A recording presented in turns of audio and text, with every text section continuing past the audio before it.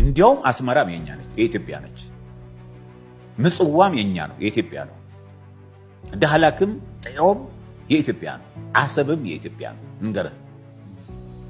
ከፈለግን የኛ ነው የኢትዮጵያ ነው እነሱን ሁሉ ማስፈታት አለበት በትግራይ አንድም ጠመንጃ መኖር የለበት በጠመንጃ ነው